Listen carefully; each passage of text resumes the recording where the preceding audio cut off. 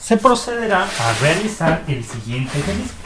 Para el siguiente ejercicio, el libro dice que tenemos, bueno, ya claro, saben que estoy cambiando datos de entrada, pero básicamente tenemos los siguiente.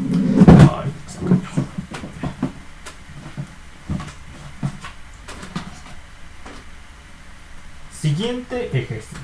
Siguiente ejercicio. El ejercicio nos dice que una cuerda de nylon en una guitarra tiene una densidad de masa lineal de 8.14 gramos por metro. Una densidad lineal de masa de 8.14 gramos por metro. Pero recuerden que nosotros trabajamos en unidades del sistema internacional.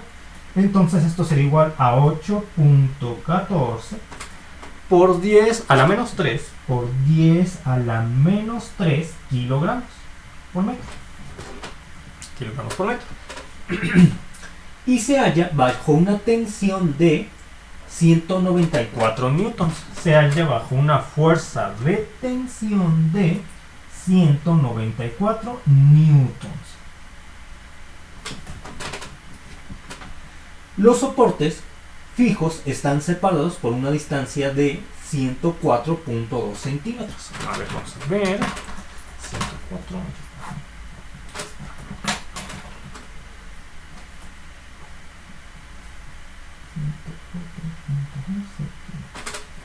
Los soportes fijos a los cuales se ata esta cuerda donde se genera la onda estacionaria, porque recuerden, cuando una cuerda está atada en sus extremos, siempre vamos a tener ondas estacionarias. Y dichos extremos no varían de posición a lo largo del eje X, siempre vamos a tener ondas estacionarias. De que las fórmulas nos hable de una velocidad, nos está hablando de la velocidad de las ondas componentes que generan la onda estacionaria. Porque las ondas componentes, si existieran, las ondas componentes que generan la onda estacionaria, si existieran, sí tendrían una velocidad a lo largo del eje X, que es la velocidad con la que podemos definir la frecuencia de la onda estacionaria. Sin embargo, tomen en cuenta que la onda estacionaria en sí no tiene velocidad. Tiene una velocidad igual a 0, porque en una onda estacionaria la onda no se traslada a lo largo del eje X, sus ondas componentes sí. Las que se trasladan en una onda estacionaria hacia arriba y hacia abajo son las partículas del medio, en este caso las partículas de la cuerda, que permiten generar la variación de pulsos de la onda estacionaria. Entonces tenemos que esta cuerda de la guitarra, mide 104.2 centímetros. Está atada en sus extremos. Pero recuerden, nosotros trabajamos en unidades del sistema internacional. Y esto es igual a 104.2 por 10 a la menos 2 metros. O lo que es lo mismo, 1.042 metros. Esa sería lo que mide esta cuerda. Y dice que también el problema dice que la cuerda vibra en el patrón de onda estacionaria que aparece en la siguiente figura. Entonces me dan la figura. En sí voy a variar del número de pulsos de la figura que tiene con el diagrama original del libro para decir cómo les estaba diciendo. Hacer cambios con respecto al ejercicio original. Por ejemplo, en la onda estacionaria que tiene el diagrama del libro, yo ubico 1, 2, 3, 4 nodos, contando el nodo de ambos extremos. Pero yo lo voy a poner de 5 nodos. Sí, de 5. Como dato de entrada, la onda estacionaria se comporta así en mi diagrama, que es el dato de entrada que yo estoy dando para este ejercicio. Entonces tendría con azul, sí, con azul.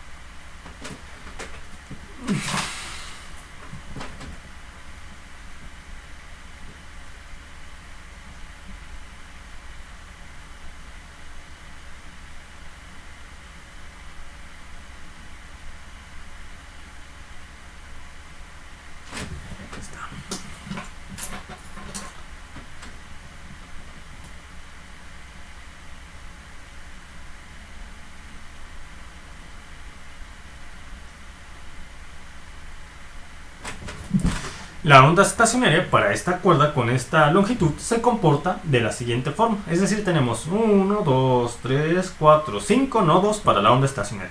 Aunque recuerden que en la expresión que define la frecuencia no se considera el primer nodo. De tal forma que si yo quisiera calcular la frecuencia de esta onda estacionaria, yo tendría, por medio de esta expresión, yo tendría 1, 2, 3, 4 nodos. Considero 4 nodos. 1, 2, 3, 4. Porque no se considera el primer nodo. Entonces, ahora, ¿qué voy a hacer? Ahora sí, van los incisos del ejercicio. Inciso. Calcule la rapidez de las ondas estacionarias. De la onda estacionaria es igual a 0. En este caso me está pidiendo la rapidez de las ondas componentes que generan a esta onda estacionaria, la longitud de onda y la frecuencia de las ondas componentes cuya superposición da origen a esta onda estacionaria. Bien. Para que esto quede definido de una forma mucho más detallada, voy a hacer lo siguiente. Yo sé que para obtener una onda estacionaria, en este caso en particular una onda estacionaria, que en los extremos de la cuerda que está atada en sus extremos se tienen que superponer dos ondas componentes.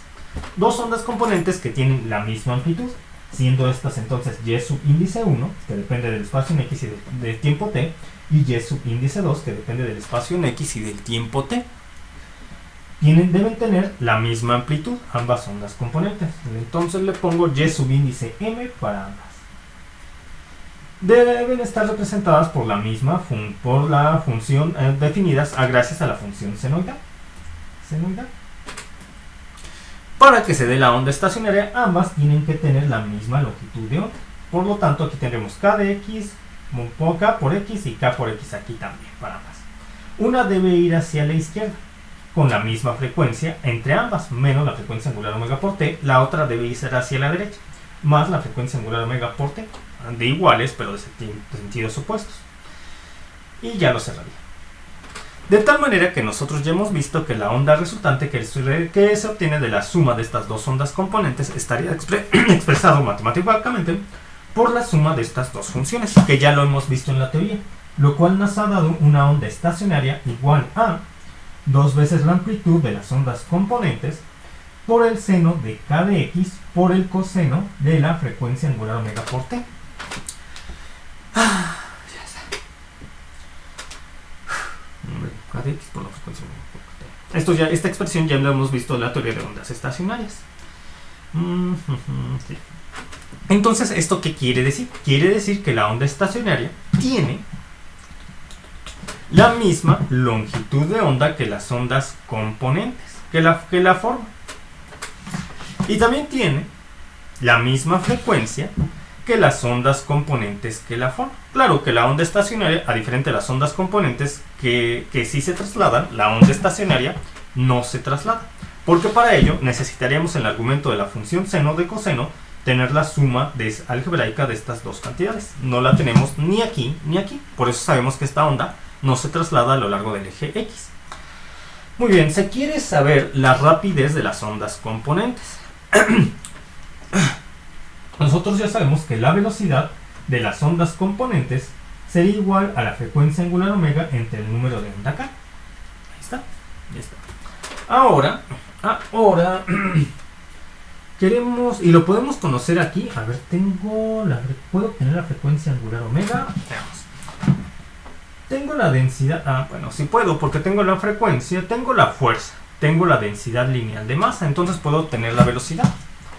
La velocidad también de una onda, yo sé que también es igual a la raíz cuadrada de la fuerza entre la densidad lineal de masa. En este caso yo tendría la raíz cuadrada de 194 newtons entre 8.14 por 10 a la menos 3 kilogramos por metro.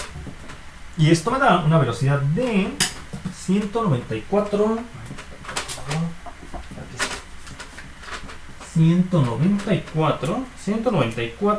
entre 8.14 exponencial a la menos 3.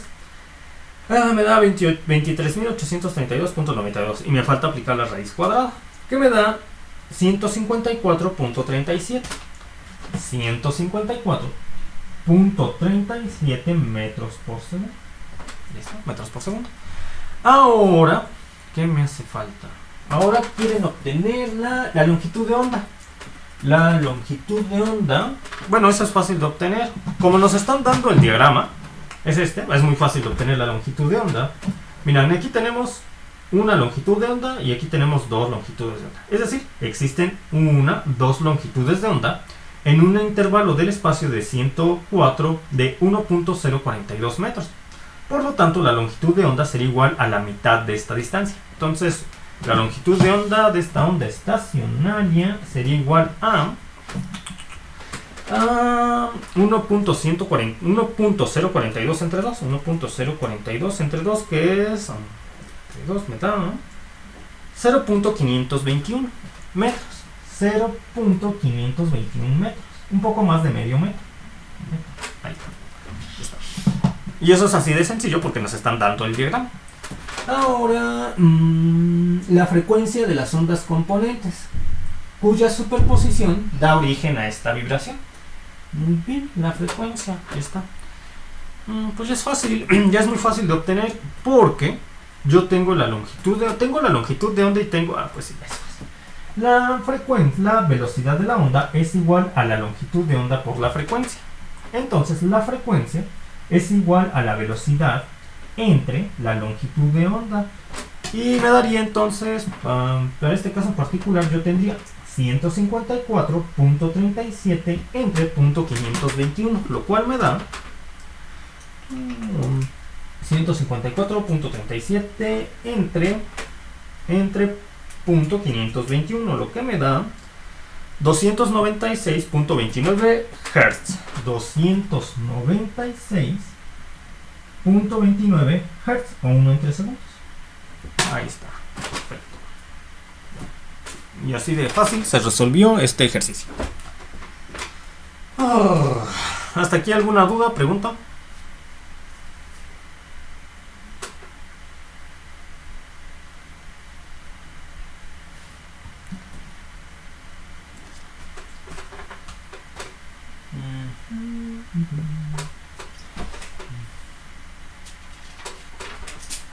Muy bien, entonces vamos con, si no quedan dudas, preguntas, vamos con el siguiente ejercicio. Voy a ver qué otro ejercicio tenemos de aquí del libro. A ver, este está sencillo, pero yo siento que nos va a ayudar a fortalecerlo, a reforzar los conceptos que hemos visto. Entonces tendríamos lo siguiente. Dice, una onda senoidal transversal, que puede propagarse a lo largo de una cuerda, por ejemplo, es generada en un extremo de una cuerda larga y horizontal. Una barra que se desplaza hacia arriba y hacia abajo, recorriendo una distancia de 1.12 centímetros. Entonces voy anotando ese dato. Tenemos una barra que se desplaza hacia arriba y hacia abajo. Esta barra podría estar conectada a un motor. Se desplaza hacia arriba y hacia abajo.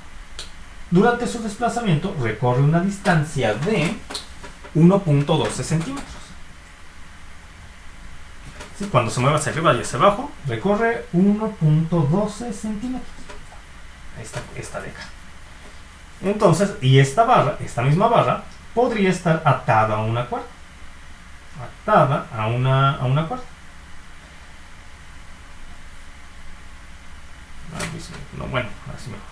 Atada a una cuerda. De tal manera que como se está moviendo hacia arriba y hacia abajo, una distancia total de 1.12 centímetros va a estar generando la onda transversal de la cuerda, siendo que va a tener una amplitud igual a la distancia, a la mitad de esta distancia. Porque si se mueve hacia arriba y hacia abajo, cubriendo una distancia de 1.12 centímetros, entonces la amplitud de la onda, positiva o negativa, sería igual a la mitad de esta distancia. Está generando la onda. Y dice que el movimiento es continuo de la barra para generar a la onda transversal. Es continuo, entonces no está variando su frecuencia, con la cual completa este movimiento. De tal manera que repite este movimiento 160 veces por segundo. Es decir, tenemos una frecuencia de 160 Hz o 160, 1 en 3 segundos.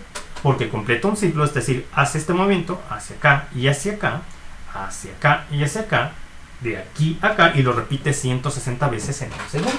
160 Hz su frecuencia. La cuerda tiene una densidad lineal de masa de... La cuerda tiene una densidad lineal de masa de 134 gramos por metro. Pero como nosotros trabajamos en unidades del sistema internacional, esto es igual a 0.134 kilogramos por metro. Kilogramos por metro. ¿Qué más? ¿Qué más nos da? Y se mantiene una tensión de 104.8 newtons. Se mantiene una fuerza de tensión en la cuerda de 104.8 newtons.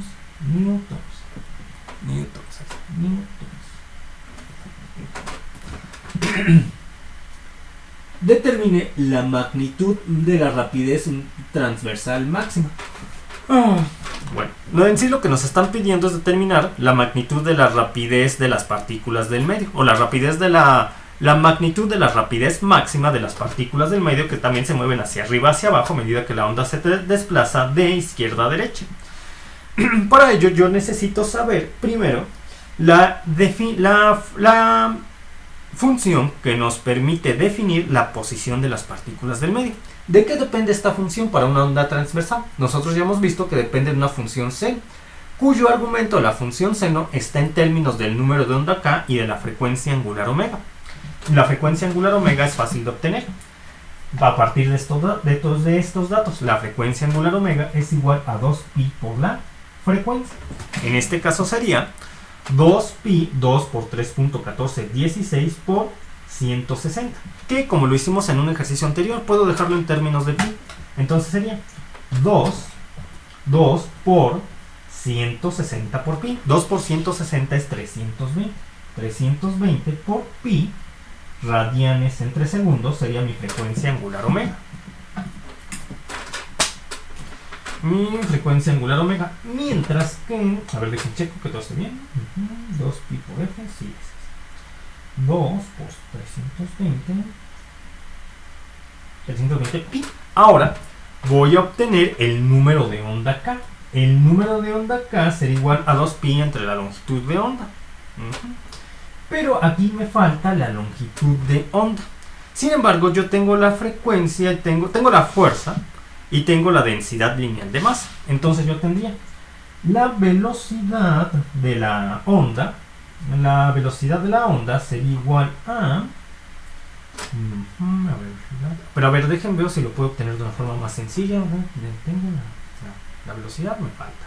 Lo puedo obtener, pero me falta el número de onda. Sí, es necesario que lo calcules. Entonces la velocidad de la onda será igual a la raíz cuadrada de la fuerza entre la densidad lineal de masa. En este caso tenemos una fuerza de 104.8 newtons entre una densidad lineal de masa de 0.134 kilogramos entre metro. Entonces yo tendría una velocidad igual a 104.8 entre 0.134 y aplico la raíz cuadrada y me da 27.96 metros por segundo. 27.96 metros por segundo. Ya está.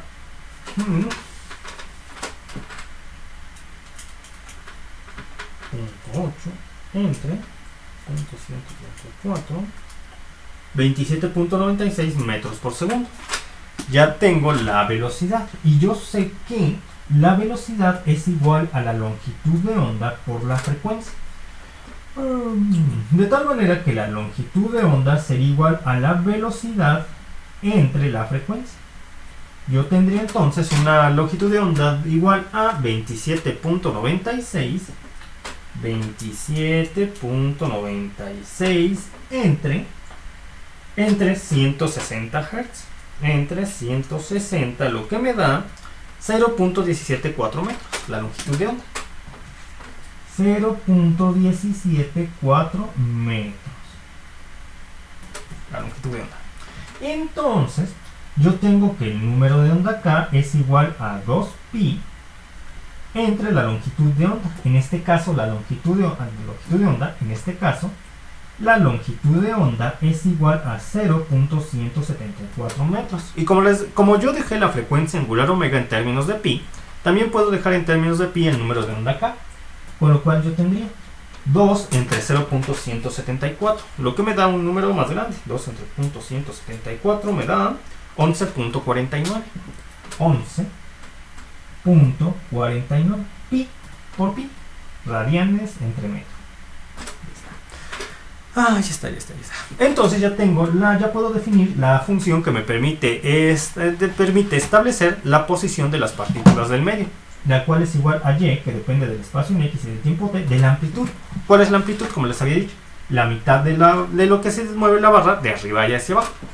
1.12, la mitad de 1.12 centímetros. La mitad de 1.12 centímetros es 0.56 centímetros. A ver, déjenme calculo.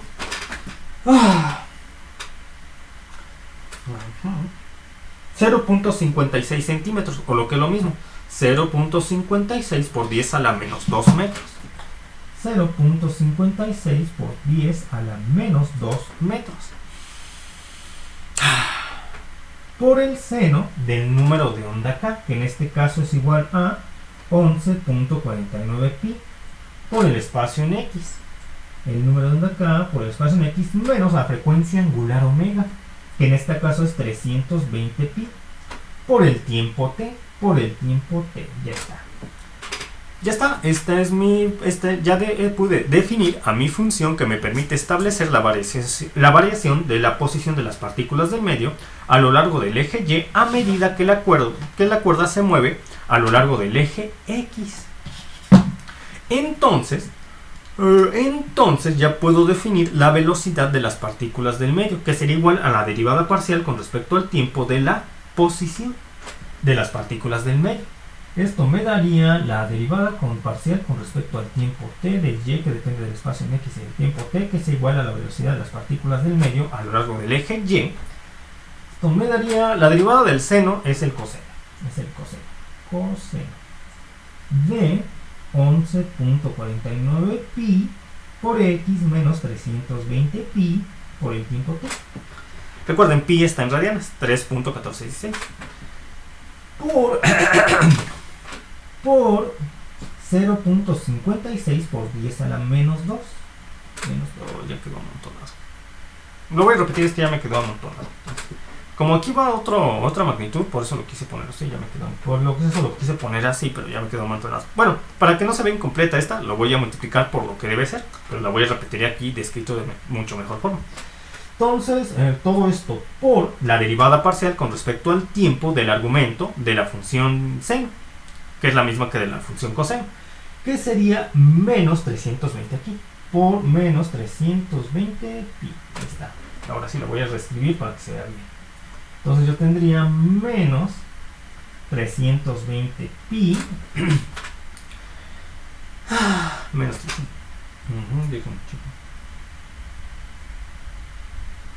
Menos 320 pi por 0.56 por 10 a la menos 2 por el coseno de 11.49 pi por x menos 320 pi por t. Bien, si ustedes quieren saber la rapidez, y aquí ya no tengo espacio, a ver, no mucho. Si ustedes, bueno, todavía me queda espacio, un poquito. Entonces, si ustedes quieren saber la rapidez de las partículas del medio, que es la distancia que cubre la partícula con respecto en la unidad de tiempo, sería igual al valor absoluto del producto de estas dos cantidades, como lo hemos visto siempre. Entonces le pongo rapidez.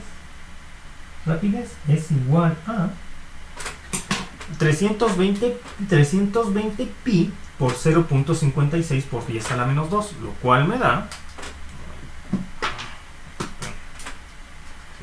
Bueno, sí lo tengo.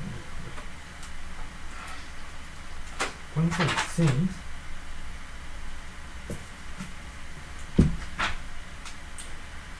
exponencial a menos 2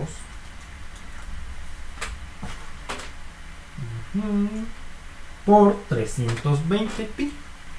por 320 pi me da 1.792 pi. 1.792 pi metros por segundo. Metros entre segundo. Que si ustedes quieren obtenerlo ya totalmente sería 1.792 por 3.1416 metros entre segundo. ¿Bien? Ahora, ¿qué más pide el ejercicio? El ejercicio, ¿qué más pide? A ver, vamos a ver cuánto nos queda. Bueno, todavía da tiempo para otro inciso. Y luego tenemos cuál es el desplazamiento transversal. Me demuestra que los dos valores máximos de población. No, está. Ya. Inciso B. El inciso que acabo de mencionar va después. Ahora va el inciso B. La magnitud máxima de la componente transversal de la tensión. La magnitud máxima de la componente. La magnitud máxima de la componente. Bueno, después hay que calcular la magnitud máxima del componente transversal de la tensión. Pero esto sí es más laborioso de resolver. Entonces me gustaría dejar este inciso para la clase de mañana, y por hoy terminaríamos con este ejercicio. Ya mañana continuamos con el desarrollo de estas expresiones a través de fenómenos que pueden llevarse a cabo en el laboratorio o en un parque, o gracias al desarrollo de ondas transversales. Entonces, hasta aquí, ¿alguna duda, pregunta de este ejercicio? ¿Dudas, preguntas hasta este punto?